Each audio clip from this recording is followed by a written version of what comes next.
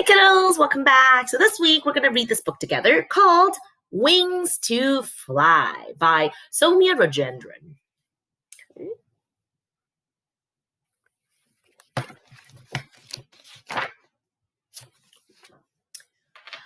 Little Malati has a red skirt with 2 pockets. She knows what the pockets are for. One is for Cheeky and the other is for lemon jelly. The shop near her house has all the sweets in the world. On the way, there are curious little chicks and an angry mother hen. What fun it would be to chase them.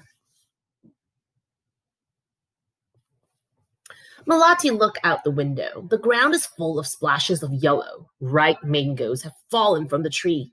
She wants to catch one as it falls. For that, she'll have to run out. But how can Malati do that? She is in a wheelchair. Malati is 7 years old. She sits in the wheelchair, moving her shoulders up and down, up and down.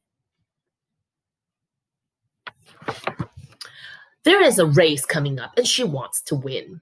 There will be other children who are equally good. Malati knows she has to practice hard if she wants to get the medal. When Malati was about a year old, she had high fever and lost the strength in her legs. For 2 years, her parents took her to doctors in Bengaluru, where they lived. Finally, they took her to Chennai for treatment. You must stay back if you want to get better, the doctor said. So Malati lived in Chennai at a medical center for nearly 15 years. Away from father, mother, brothers, and sister, away from the sweet shop, away from the chicks and the mother hen, away from the mangoes that fell in her backyard.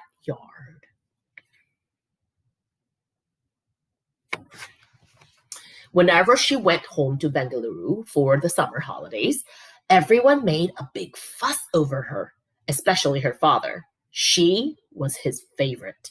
Her eldest brother would put her in the carrier of his cycle, and off they would go to the tent cinema near their house. The doctor did many operations on Malati. To keep fit, they told her to exercise, to move her shoulders, move her arms, move her body.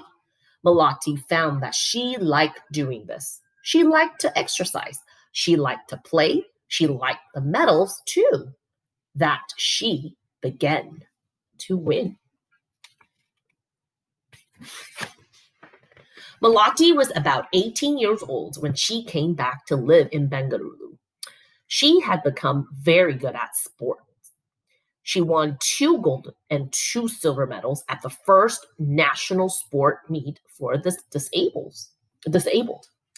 That made her famous. She was in the newspaper. When she was 23 years old, Malati started working in a bank. She was very good at her work. She could remember people's account numbers. She could remember how much money they had when they couldn't themselves. She made friends, lots of them. Around this time, Malati went to Ahmedabad for a sports meet. She entered her name for the track event. Then she found there was a problem. No other woman had given in her name. But I want to participate, Malati said. No, said the organizers. We need at least 3 participants. But I'm very good at track events, Malati said. Sorry, said the organizers. This is the rule. But, said Malati. No, said the organizer. Malati was sad. She really wanted that medal. She wanted to make her friends at the bank proud of her. She wanted to win the medal for them. She decided to take part in the men's event. I'll race with the men, she told the organizers. Malati was sure she would win. But when she went to the starting line, her heart began to thump widely. She was going to race with men who had been in the army. They were all so big, so strong. She shut her eyes. She was just going to do her best. She wasn't going to think about anything else. 1, 2, 3, bang! Malati wheeled as fast as she could. Let me not be the last. Let me not be the last, she prayed. Her arms ached. Her body was in pain. Let me not be the last. Let me not be the last, she prayed, wheeling herself faster and faster. When the race was over, Malati wasn't the last one. She was first. Nobody could believe it, including Malati. The race taught Malati something she never forgot. She could win as long as she tried, and Malati's dream became bigger. She was Malati Hola, the girl who didn't need wings to fly.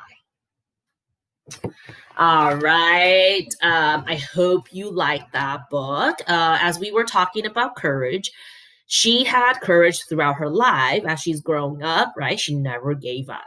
Okay. I hope you enjoyed it. I'll see you next time. Bye, kiddos.